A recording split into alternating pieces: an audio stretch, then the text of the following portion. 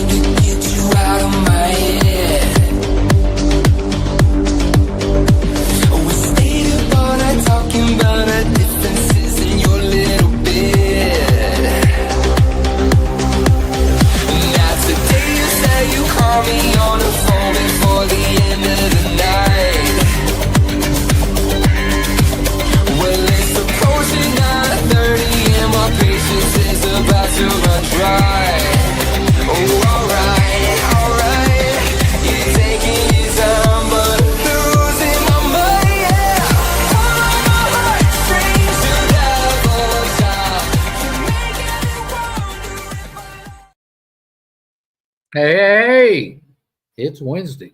Welcome to the channel. This is Bryan with DD214. Please like, subscribe, hit the little bell for notification. What a week. What a week we've had, and it's still going. We did get Bryan out on his inaugural load, and we got Marty in. He went on his load today, his first load. So it's been a busy week. All right, so let's knock this out real quick. This is our lease on and dispatch information. If you need us, reach out. And 12,000 pounds hit the ground. Warning to all drivers. Guys, I'm going to tell you now, you better be listening because shit hit the fan this week. And it's not a joke. I'm very thankful nobody died. So stick around. We're going to be talking about this in a minute. I've actually got the driver here. We're going to talk to him. Also have Roman.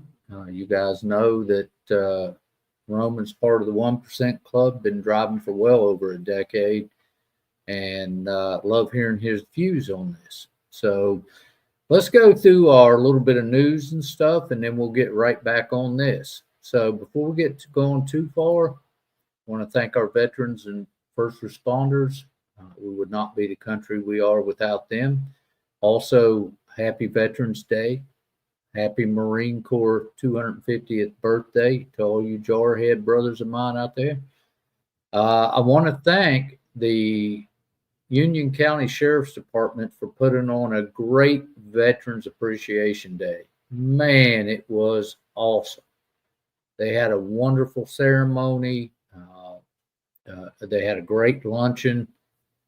They had a great motivational speaker, a Marine Corps motivational speaker that I really enjoyed listening to. He was awesome. There's a picture with him right there. Listen to me, guys. He was a Vietnam vet. This guy lost an arm, a hand, an eye. He's got 3 Purple Hearts. Lost an arm, hand, and eye.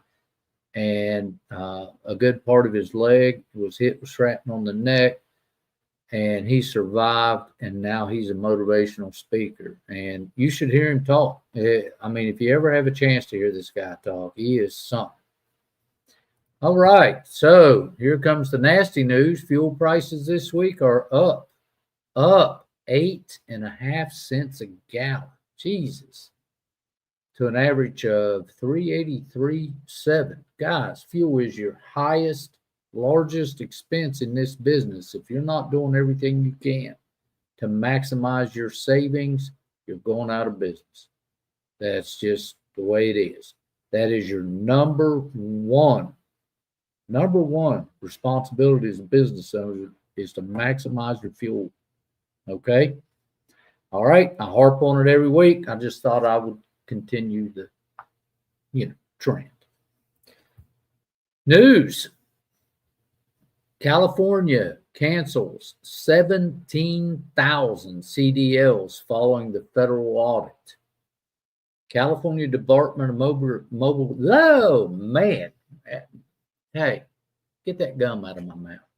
California Department of Motor Vehicles will revoke approximately 17,000 non-domicile commercial driver's license, CDLs, after a Federal Motor Carrier Safety Administration audit found the license had been issued in violation of federal regulations. Now, governor out there said they should be a model of CDL issuers. Doesn't seem like their model has much glue. All right, more than 7,000 truckers are reportedly sidelined for English proficiency violations. Now, that's on top of that. That's 24 that's been listed out this week. So more than 7,000 commercial truck drivers have been placed out of service this year for failing to meet the Federal English Language Proficiency, or ELP standards. U.S. Transportation Secretary Sean Duffy announced today, or last Thursday. Pictures of the week. So, guys, so here we go. We got my truck's on the end. There's Charles in the middle, and that's our new guy, Mr. Marty. He's there in that dark one. That's a nice looking truck, Marty. Good looking truck. All right, this is Albert. Albert's running some skid steers for Sunbelt this week. Anthony, he had to tarp that, guys. So you understand, that had to be tarped. That is a cluster, let me tell you what. And why it needed tarped, I have no idea. That's probably an outside tank, just saying. All right, this is James. He's running culvert pipe. This is Jan. Jan is running some pipe. This is Jason. Jason has a menagerie here. He and I went over this about 16 different ways from Sunday to make sure it was secured properly. And we got it secured properly, but damn, man, that was a lot of straps on that. I actually know where this is at. I've hauled out there before. So this is Robert. Robert looks like he's hauling marble or something there. Here's our new guy, Bryan. Good job, Bryan.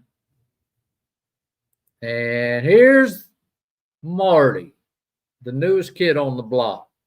That was his first load. I went with him to secure it. He took it on. Yeah.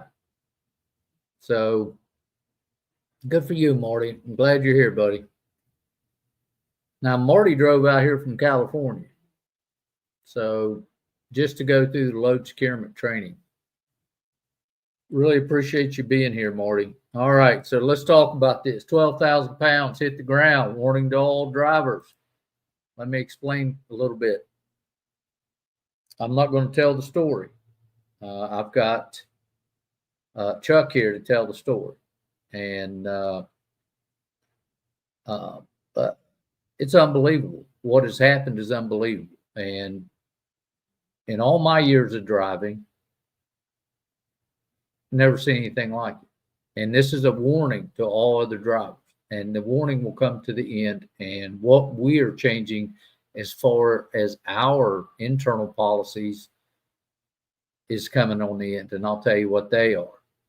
Roman's here. I'm going to bring him on and say, hey, real quick. Hey, Rome. Stop eating. What's going on? You got coffee, man. Hey, man, how was your day? Good. Short and sweet. Now, you know the story behind this. Don't tell the story, but have you ever seen anything like this? No, I haven't. It's crazy, isn't it? I don't know how somebody wasn't killed by this. Just by the grace of God, we got through this thing. And yeah. So I'm going to bring you on afterwards, and we're going to do a debrief and sort of Sounds just good. kind of talk about it, okay? All right. I got Chuck here. Chuck, how you doing, brother? Good. How you doing, Bryan? Good. Happy Veterans Day, brother. Thank you. You too. Happy birthday. Okay, so just kind of give us the story behind this. I'm going to flash some pictures up here. And if the guys don't know that's out there, every load that we pick up, the pictures come in here for me to see, and to make sure that I'm okay with the load securing. All right, it's just a safety thing. It's just what we do. So first off, this is the picture that came in, or one of the pictures. There's two of them. So tell me about the day, Chuck. Tell me what's happening. So I picked this 12,000-pound load up in the Pittsburgh area. It was like 12,500, I believe, with the crate. And in this picture, you can see I have four 5,500-pound straps on the load. Anything crazy on the load? No, I mean, I picked it up from a crating company whose only job is to crate things. Okay. So the two pictures I just flashed up here, Chuck had sent me these pictures for load securement approval. Had not one problem with the load securement approval on it. He got the thumbs up to roll. He rolled. It wasn't, but just a little bit later that evening, I get a call, and now, Chuck, tell me what we got going on here. Yeah, so I was going down a road in West Virginia. It was a 55-mile-an-hour road, and coming down a mountain with a left-hand turn at the bottom of the mountain. And I knew the left-hand turn was coming up, and I started decreasing speed the entire way down the mountain. When I got to the bottom to take the left-hand turn, the truck bounced. And I looked in my rearview mirror, my driver's mirror, and I saw some wood on the ground. And at first I thought I ran over some wood that I didn't see. I'm like, how did I not see this? So I pull over to check my tires. I just put brand new tires on my trailer. And that's when I saw that the load was missing out of the crate at that point. The crate didn't budge, but Crate's still attached. Guys, look at this. yeah. It is still attached where it was. So that motor is a cylinder. It's an electric motor. It's 1,000 horsepower electric motor. And there's no motor mounts on this thing. It just has two lifting hooks. So what the company did was, you can see these blocks of wood underneath the front door that had come off. They screwed these blocks of wood into the crate with deck screws. Okay. And this motor was just sitting on the wood. And they nailed the crate up and sent it on its way. So there was literally nothing holding this motor down inside the crate. So I didn't know. So basically, yeah, the motor's just rolling around in there. Yeah, and I mean, you get 12,000 pounds of kinetic energy moving, and start slowing down with it, and it didn't stop. Yeah, the truck stopped. And it wasn't a smooth descent either. Since it was a back road, there were some bumps, so I assumed that thing was getting jostled around in there. And then I went left and it went right at that point, and twisted my trailer up, actually. Yeah. Do you know how lucky everybody on that highway was that thing didn't come off at speed? Yeah. And, I mean, what are we looking at here? This is it laying up against the guardrail, right? So it just rolled right off my trailer and landed in a ditch on a guardrail. Now, if that was like a 4-lane road, that would have been like, God. If that was a red light and I was turning left, there would have been a car right there, essentially. And that would have easily, someone would have lost their life at that point. All right. So now tell me what happened. How we get to this point where we're at? So where are we at and how'd we get here? I had to hire a crane to come out that night and pick the thing up because it weighed 12,000 pounds. So there was a truck stop, luckily, like a half mile down the road. The crane picked the motor up and went down the road, and then I left the crate where it was just for investigation purposes. And we put the motor behind the crate above the axles. And then we had to That come is up with insane. some securement for that. All right, let's move forward. This is the crate. This is the crate. That's the inside of the crate. We have absolutely not one piece of load securement in there. There's no bolts. There's no bracing. Yeah. They call it block and bracing, and there's nothing. And to give some backstory on that, all I did before that photo was remove the debris from the damaged door. There was nothing Right. inside that crate. Insane. It's just insane. Rome, can you hear me? Yeah, I hear you. Because you see the inside of this thing? Yeah. It's brand new. Yeah. That is insane. Okay, Rome, I'm going to leave you on here for just a second, or I'll take you off. I'll come back. All right, so I did a close-up of it just to show everybody that there's absolutely nothing in there. No block, no bracing, nothing. No straps, no eye hooks. They literally set 12,000 pounds inside the box and sent it down the road. And that's what we got. All right. What are you doing here? What are we doing?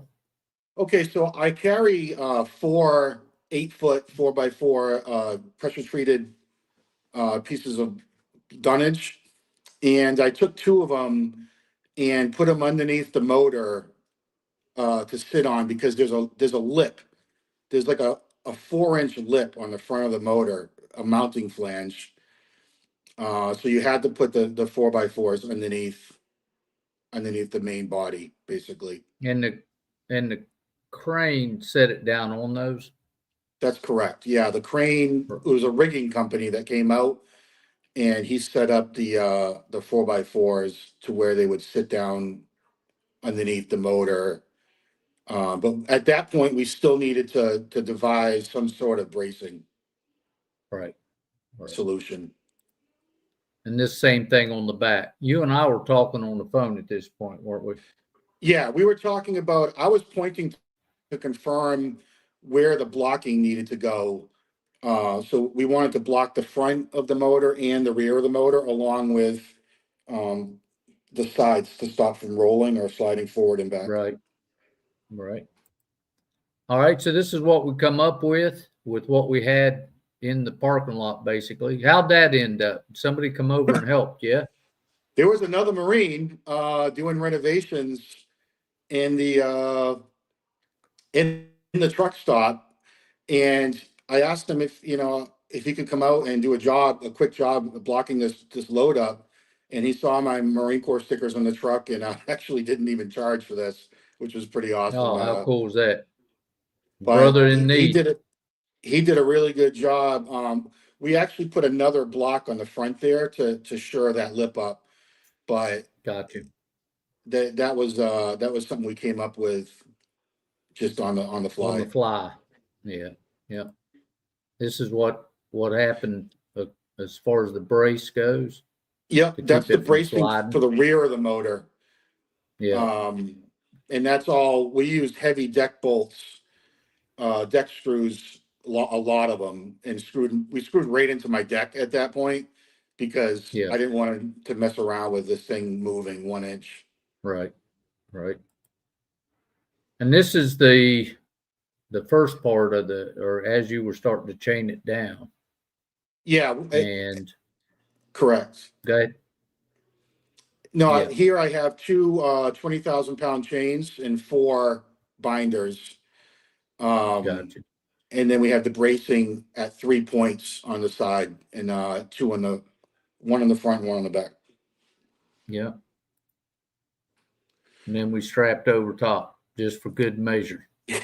Yeah, it was like, if you have the straps at that point, it's like you might as well just throw some more straps on there, I mean, that thing is massive. Not a chance. Yeah, I mean, we had it locked down. That's for sure. So this is another picture from the back side of it. You can see where it's got lifting points on it. That's what Chuck had chained to and brought it down to keep it on the deck. At that point, I believe you could have rolled that trailer over and that thing wasn't coming off. No, and that strap going across the 4x4s, that wasn't even needed because those 4x4s are screwed into the deck. That was just left over. Yeah. I don't want anyone thinking that was just strapped in place. It was just sitting there. Yeah, I had it there and I just left it there. You know, guys, take a moment and just look to the right of this picture and tell me what's still sitting on the deck strapped down. The freaking box never moved, not one time. Look at the size of the motor that they just set in the box. That son of a bitch is massive. All right, so I have a little treat for us. This is the actual incident from, now we require dash cams in all the trucks. So this is the actual footage of the incident. Now, Chuck, luckily, you know, Chuck wasn't talking to his girlfriend and making sweet nothings in him. He was talking to a buddy of his, but this is it. So stand by here for a second. I'm going to throw it up. Roman, can you hear me?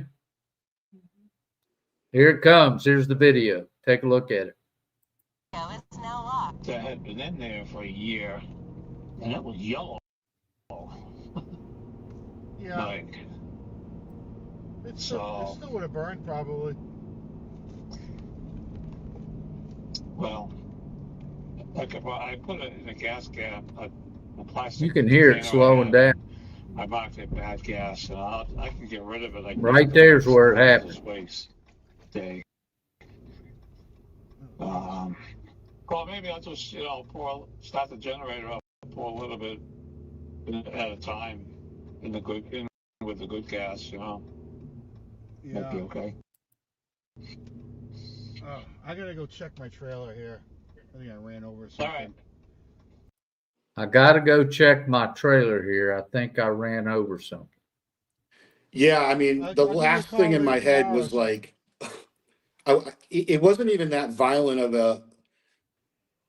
an incident. No, it you actually when you have it there, when you see the video, it actually just looks like you hit a bump, is what it looked like. Yeah. It was the most non-violent violence I've ever seen. It was, and my heart sank when I saw that front of the crate missing. Oh, I'm sure. And my first thought was like, wow, like when did that come out? Like like that's your first natural. And then I looked over and I saw it right there. Yeah. Yeah. All right. So here's what we've got coming up now is the aftermath. All right. This is basically the destruction of everything. The trailer is a total loss. That's the aftermath. This 12,000 pound rolled up to the neck and twisted the frame 5 inches. That's just what happened. This was a big Tex with a twist guard on it, but it's not going to twist guard 12,000 pounds right on the neck. This is the twist. It's hard to see, but there's 5-inch difference from the driver's side to the passenger side. Passenger side is where the motor come off. Here again, on the right or on the left is the driver's side, and look at it on the right, how high it's up. There's a really good picture coming up where Marty's big Tex and his big Tex are sitting together. And there it is. Look at the difference. Look at the difference. They're sitting side by side. Look how that neck's twisted to the passenger side. So that's what 12,000 pounds will do for a trailer. when it rolls up to the neck and off. So let's talk about it. Good gracious. That was a brand new trailer, by the Bring way. Roman on. Yeah. Do what? Can you hear me? Yeah, it was a brand new trailer. I get it. Yeah. What do you think, Ron? I just wanted to come on and just see if I can rub some of that luck on the me. No. Because you Very guys are lucky. lucky. You're a lucky man. That's incredible. And there's nothing you can do because it's in the crate. It's all closed up. They're supposed to do what they're supposed to do. You did your part, and you get hit with that surprise, so it's just lucky. What we've decided to do, and all drivers out there, there's your warning. What we're going to make a policy with our company that anything that is created like that, we are to ask, how is it secured inside the box? If you cannot get an answer as to how it is secured inside the box, we're going to recommend that the driver run a strap or two around it and secure it down, just as a precaution. I've been doing this way over a decade, and I've never seen anything like it ever in any form. And none of the heavy haul stuff, none of the container stuff, none of the flatbed, nothing. And you're right. You're absolutely right. He is one of the luckiest men in the world. I can't imagine if that thing would have come off at highway speeds. Yeah, it would have done some enormous. You would have. It would have been a wrap. So, yeah, I just wanted to say that thing would have come through his cab. It'd have come through the trailer, come through his cab. It's craziness. It'd have ate him alive. And it's going to be. It would be extremely lucky that he didn't die or somebody else didn't die. So that's what you learn from it, though. Is you got to ask the questions, and you wouldn't think you'd have to run extra straps around like you were saying, but that's.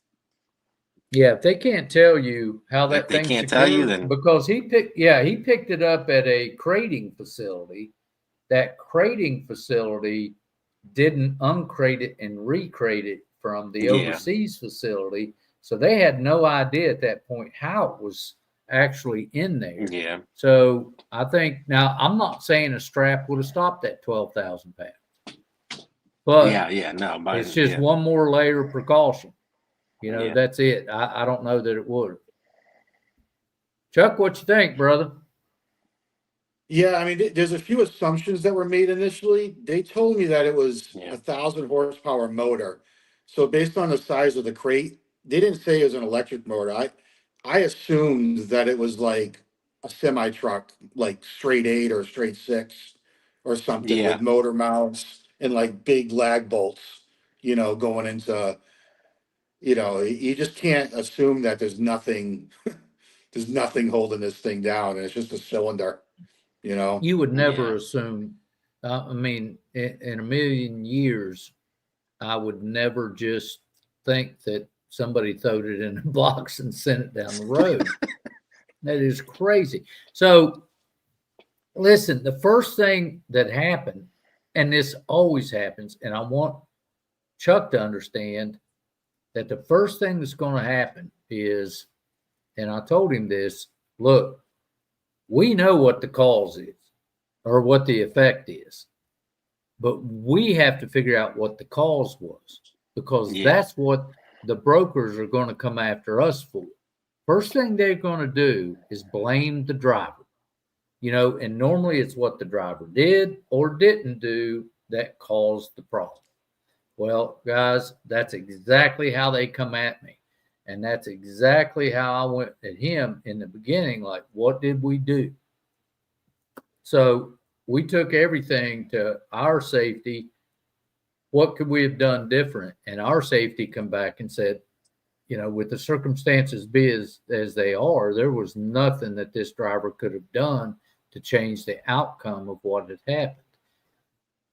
So thank God, you know, that wasn't our issue, but the broker come at me that way. First thing, what did he do?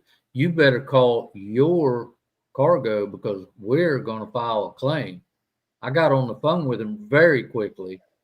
Well, actually, that is not true. What happened was I emailed her back and I said, ma'am, you need to figure out what's going on because this is not our deal. And she called just a few minutes after that, and I started explaining to her the situation. And by the time we had got done with our conversation, shit, she was on our side. So she was like, I've never heard of anything like this either. And I'm like, well, you know, park your seat back here because there's a shit ton of us that's over here that's never heard of it. So you're riding in the back at this point. But, you know, we got to wait and see. Nothing's over till it's over, guys. And we got to keep our heads about us, and we got to stay on top of this stuff and make sure that the proper claim is filed, make sure that Chuck is taken care of. And a lot of that's what we do. Okay. A lot of that's kind of what we do in the background is take care of these problems. You know, on a different subject, I raised hell and filed a complaint on a broker over $150. And I copied the driver in it. It was Antonio that he refused to pay. And I copied the driver in it. And first, the complaint was 4 pages. Then he rebutted 3 sentences. And I sent him 2 pages and an attachment and 2 pictures back. And the driver said, you know, that's a lot over $150. And I said, look, you got to stand up for what's right. Because people, I'm going to tell you, my philosophy is this. If you won't stand up for what's right, you don't stand for shit. And that's exactly.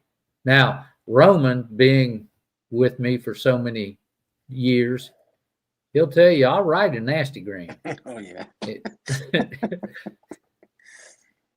That's right. He and I have been into some nasty grams before when we were running for a company. But all kidding aside, you got to stand for what's right, guys. Is it the principle? It's not with me. It's what's right. And look, this driver, Chuck, he's got to get paid for his trade. We're going to do what we have to do to make sure he gets paid for his trade. I don't know how it's going to go. The $150 situation, the broker was dirty. He tried to force one of our drivers to haul an illegal oversized load. Yeah, coercion is illegal in this industry, guys. Can't do it. So, you know, I threw a fit. And it's these kind of people in this industry that are causing the problems. And whether it's a dirty broker, dirty shipper, whatever it's going to be, you're going to see me raising hell over because this is the industry I love. This is what I do. And I will do this until I don't do it anymore. But my point is, the guys that are with me, we're going to take care of it. We're going to do what we have to do the best we can. So that's it. That's me yapping. Chuck, I'm on you, brother. What you got to say?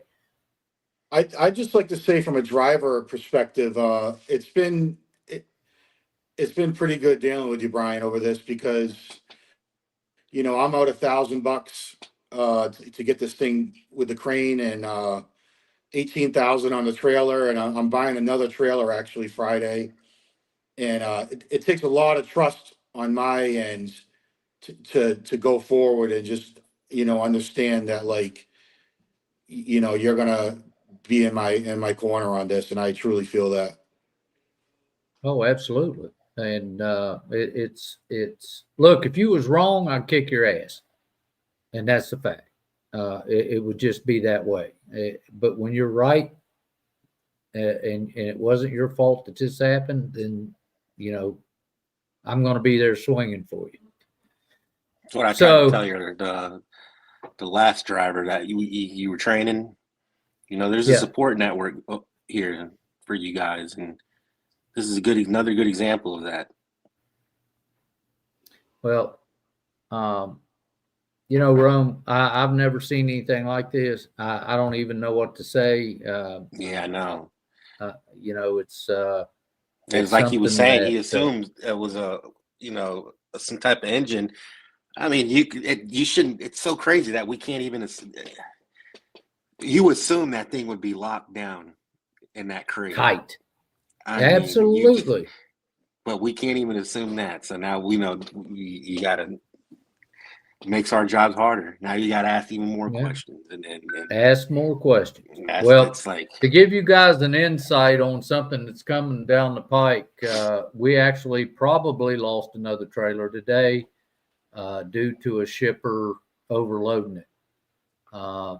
They posted and this is another thing, guys, double check. Don't believe shit you see or read. You need to be able to believe it, but can't.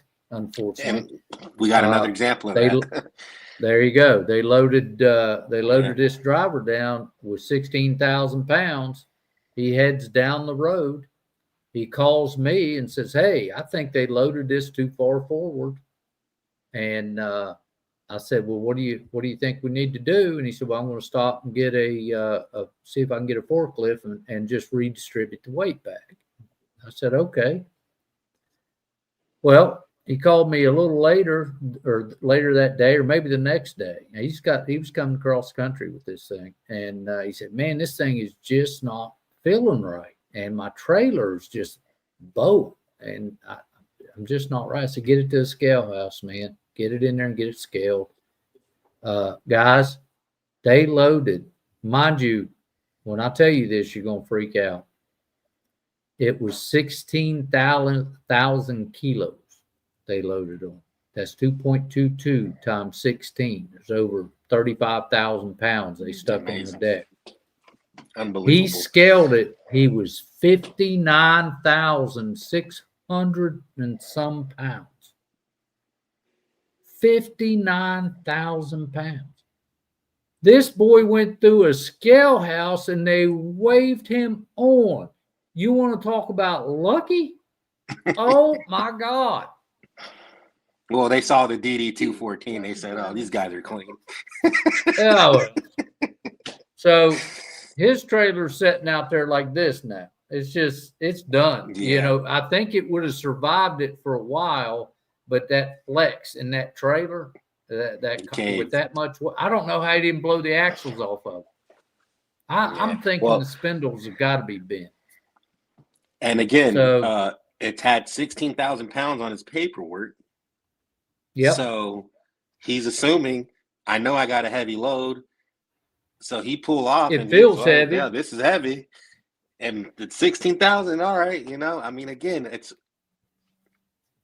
we can't even assume things in this industry anymore. It's crazy. It's unbelievable. Look, I want to tell you something. Weight is weight, though. Weight is weight. And we talked about this, Rome. When you're heavy, your truck sounds different. The trailer sounds different. His gut. He probably should have followed his gut. I'm sure his gut told him, "Wait a minute." Once he got to fourth gear, what's the first thing you do, everybody? What's the first thing you do when you become unsure? Stop. Figure it out first. Yeah. So, now he had I guess that's a good point. I mean, to that other driver's there was probably initial warnings there that something was off, and not to blame the guy or nothing like that, but nobody's blaming you gotta you gotta follow your gut there and just stop. But what Chuck here, I mean, what do you do with that one? That one's just well, let me tell you how the broker. I'll tell you now how the broker come at me this morning with this, because this just started this morning. I've been running ripshot over this bullshit for a minute. I get an email with, how did the driver not know that it was this? First thing, how did the driver? Of course. Well, that set me off, and I chewed on it for a few minutes. Now, mind you, I'm trying to train this other driver, and I'm behind him following. And I read it again, and it pissed me off because I could already see where she was going with this. And I got her on the phone. And I said, if I start a damn conversation with, let me fucking tell you something, it's not going to go well. I'm going to tell you. And that's exactly how that started. Well, let me tell you something. How is it that your shipper didn't know what the hell they were loading? Yeah. That's what I want to know. My driver doesn't walk around with a set of scales. Period. Yeah. So anyway, by the time I was done knife handing her ass, she ended up apologizing for the way. Look, I'm a direct reflection of how people come at me. You come at me crossways, I'm coming back crossways. That's just Gonna match that energy. Yeah. Yep. Yeah. So she apologized, and I said, no problem. And we're working through this thing. That's what we're doing. We got cranes moving. We got other trucks. This truck's not going to move anymore because it can't. It's done. It's bent. I don't know that the trailer is even safe to be on the road. So, guys, do we have questions? We do. Let's put one up. Let's hear it.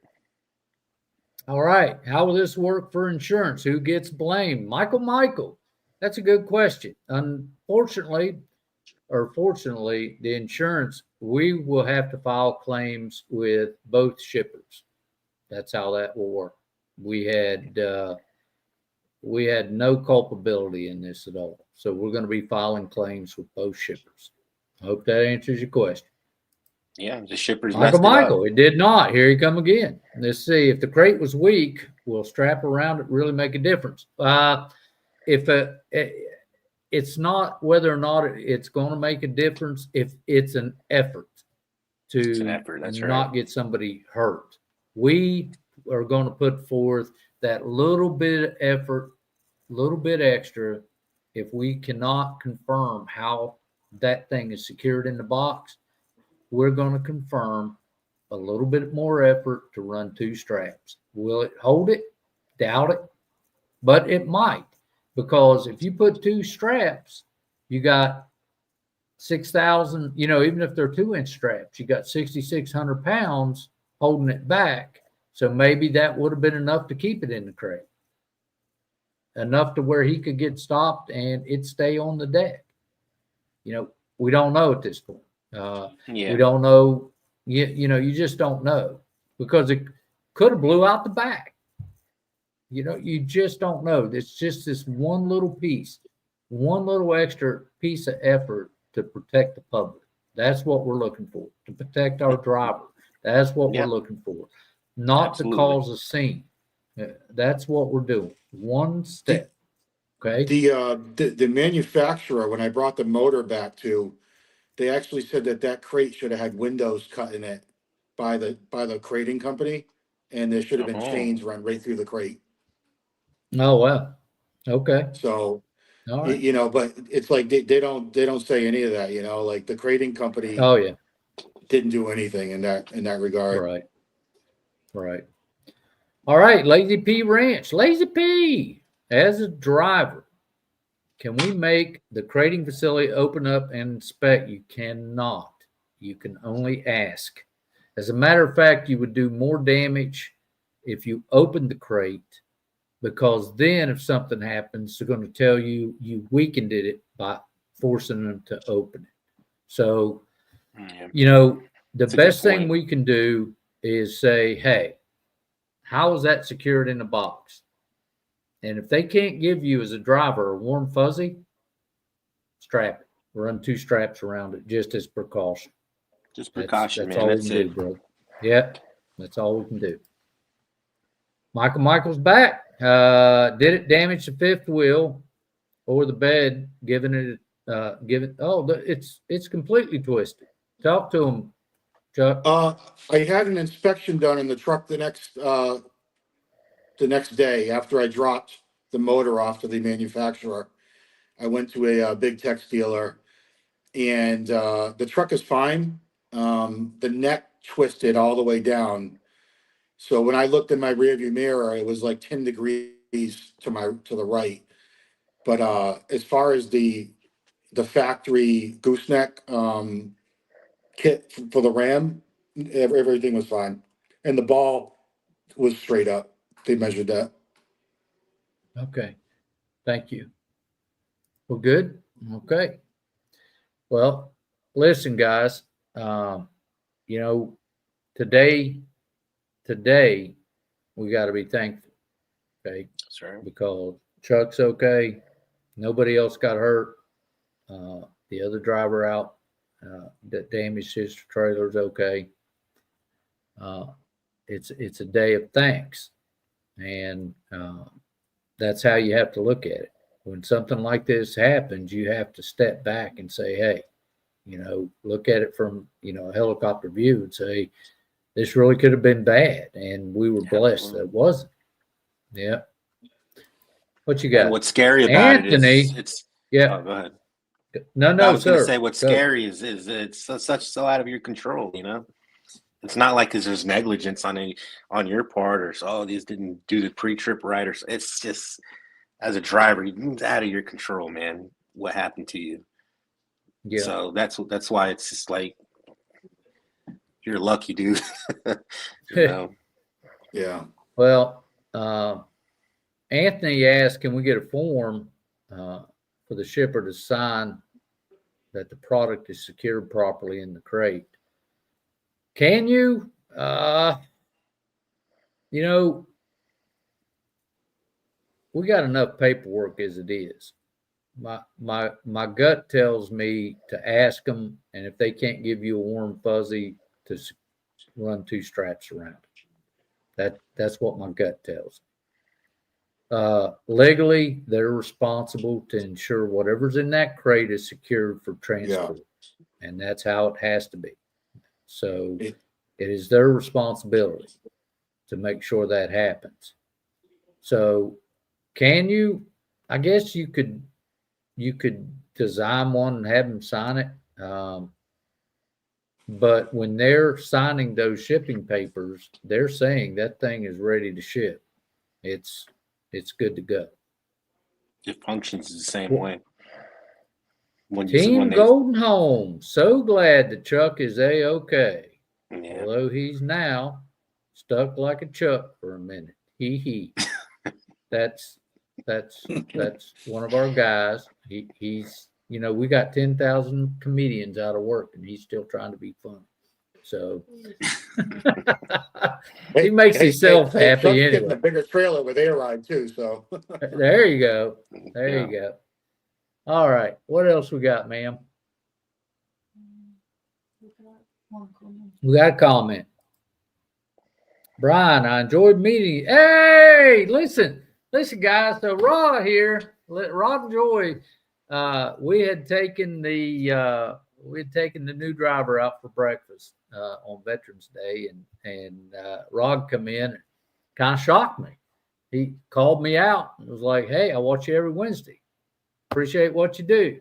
And enjoyed it, Rod. I really appreciate you coming up saying hi. Man, yell at me, and we'll go have breakfast one morning. Appreciate it. So, listen, we're done. We've been on this an hour. This is a very serious meeting, a very serious video. And I want you guys to understand that when you hear me in those older videos preaching that you can die, this is not a joke. This is a serious business. And people get killed every day out here. And remember, if you wouldn't put your child or your grandchild or your mother or your daughter beside that load you just secured, it's not secure. Okay? It's not secure. All right. So this is Bryan, Roman, Chuck. We're all here. We appreciate you guys watching. I appreciate all you guys for being here. And if you need me, reach out. People will tell you I answer the phone, believe it or not. So listen, this is Bryan with DDT 14 Transport. Like, subscribe, love your family, because it's all you got. We'll see you next week. And if I don't reach up here, we can't end this thing. We'll see you next time, guys.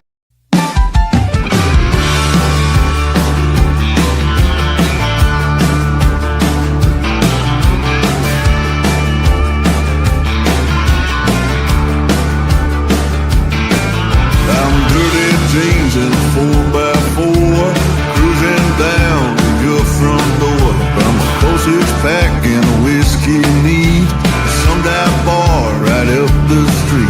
I'm a good old boy and a country star. No one else can go this far. Come on, babe, go with me, riding high, living free. Don't ask once and don't think twice, 'cause baby, I'm living the life.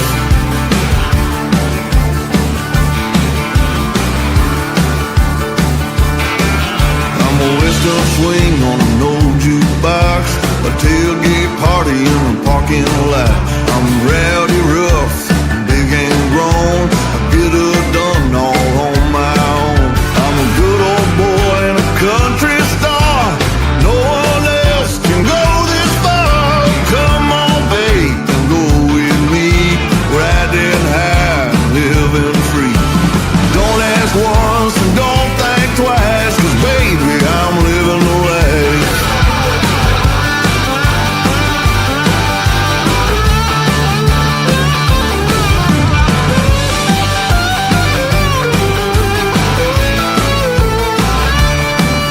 I'm a cowboy hat, a ripped up shirt, tractor pulling out in the dirt. Hot cup of coffee with a cigarette, pretty little thing sitting on my hip. I'm a good